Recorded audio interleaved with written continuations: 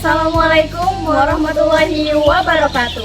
Shalom, Om Swastiastu, Namo Buddhaya, salam kebajikan. Halo sobat, dunia terus berubah dan perilaku kita pun ikut berubah bersamanya. Kami akan membahas topik yang sangat relevan di zaman sekarang tentang perubahan komunikasi digital bersama kami. Menurut waktu, mari kita saksikan jawaban dari beberapa narasumber. Selamat siang Ibu. Di sini kami ingin mewawancarai Ibu tentang perubahan masyarakat digital. Menurut Ibu, apakah komunikasi digital menggantikan interaksi tatap muka dalam lingkungan sekolah? Menurut saya nggak sepenuhnya bisa menggantikan komunikasi secara langsung, karena ini sudah terbukti nih waktu kemarin kita itu di corona.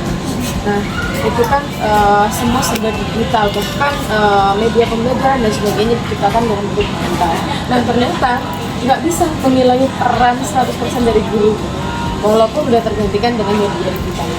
Nah ini membuktikan bahwa guru itu punya punya banyak sekali kebaikan dibandingkan dengan hanya guru. Dan murid selalu mencari guru. Karena apa? Pemahaman itu lahir dari guru, bukan dari aplikasi digital yang mereka sedang. Ini langsung saya jawab ya. Jadi interaksi digital itu adakah pengaruhnya dalam tatap muka, ya kan? Sebenarnya tergantung orangnya. Dia apakah orang itu lebih nyaman menggunakan gadget, interaksi digital, atau lebih nyaman secara tatap muka. Tapi kalau dari saya sendiri tidak mengurangi sama sekali. Lanjut, pertanyaan kedua, menurut kakak, apakah murid-murid bisa seimbang antara kehidupan nyata dan juga kehidupan digital?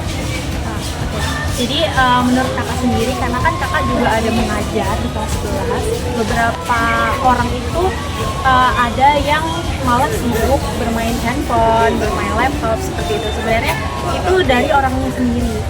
Apakah mereka itu bisa mengontrol atau tidak? Cuman kalau dari kakak tidak melarang mereka menggunakan handphone di kelas, asalkan digunakan secara sesuai atau semestinya.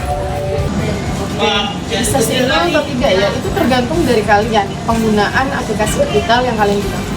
Nah, selama ini yang saya perhatikan dari kalian adalah kalian udah banyak terfokus sama handphone ya, sebagai aplikasi digital yang kalian gunakan. Nah, kalau masalah dikatakan seimbang atau tidak, itu tergantung dari kalian pribadi dalam penggunaannya. Seharusnya bisa seimbang ya, karena apa? Kita tidak bisa juga menutup kemungkinan bahwa adanya digitalisasi juga membantu dalam proses kita melakukan semua kegiatan. Bahkan next zaman itu akan berubah, semuanya serba digital. Kalau kita tidak pintar-pintar memanfaatkan digitalisasi, pasti kita akan tertinggal dengan perubahan. Pertanyaan ketiga, bagaimana respon Ibu tentang perubahan perilaku masyarakat digital? Perubahan perilakunya ya, sudah bisa terlihat ya. Ketika ini kita kasih satu gambaran adalah sebuah keluarga, di dalam sebuah keluarga. Kalau semuanya sudah memegang satu handphone ya masing-masing, itu sudah mengurangi komunikasi kita.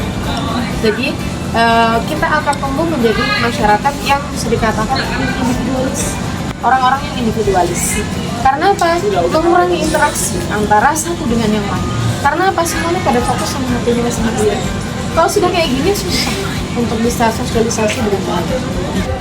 Perubahannya ya, mungkin ini sih, kalau dulu nih kita lihat banyak yang anak-anak kecil itu suka main permainan tradisional kayak kelereng, baru layang-layang. Kalau sekarang kan anak-anak pada bermain gadget kan, jadi alhasil mereka kurang bersosialisasi.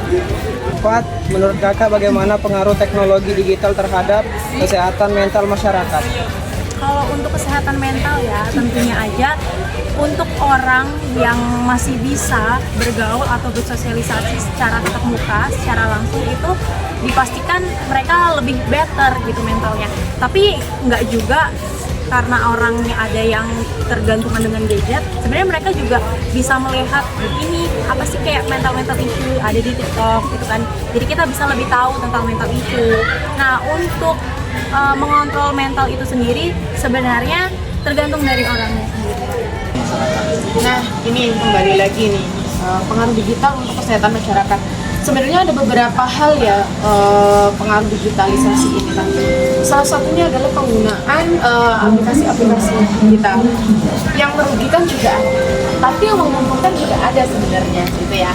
Tapi kalau untuk kesehatan mental yang kembali lagi sih sama orangnya masing-masing. Kalau dia kecanduan dengan digitalisasi bisa jadi juga merusak mental, terutama generasi penerus bangsa nih. Kaitannya dengan apa? Online salah satunya. Karena itu udah kelihatan tuh melemahkan pemikiran kalian. Karena apa? Dengan begitu kondisi kalian itu nanti masuk ke sekolah sudah berbeda dengan mata yang sudah memerah ya. Karena apa? Kalian sudah tercandu dengan digital ini saya. Karena apa? Dengan begitu mempengaruhi juga kesehatan kalian.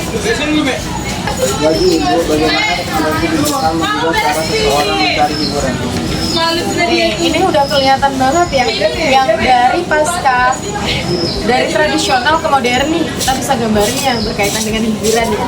Karena apa? Kalau dulu nih kita ini orang-orang sampai sekarang pun kita ini adalah orang-orang yang harus dengan hiburan ya. Yang tradisional contohnya seperti jaranan dan sebagainya secara langsung bisa kita lihat seperti itu. Tapi dengan adanya era digitalisasi otomatis hiburan kita itu semakin banyak pilihannya seperti itu. Jadi kita bisa mengakses dari YouTube, mengakses dari Instagram, mengakses dari apa ya? Coba saya lihat dulu, saya lupa. Ini mengakses dari Telegram terutama.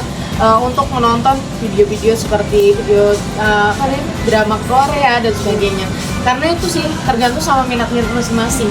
Karena dengan adanya digitalisasi otomatis pilihannya lebih banyak lagi daripada yang secara langsung atau tradisional ini tadi yang tidak menggunakan digitalisasi.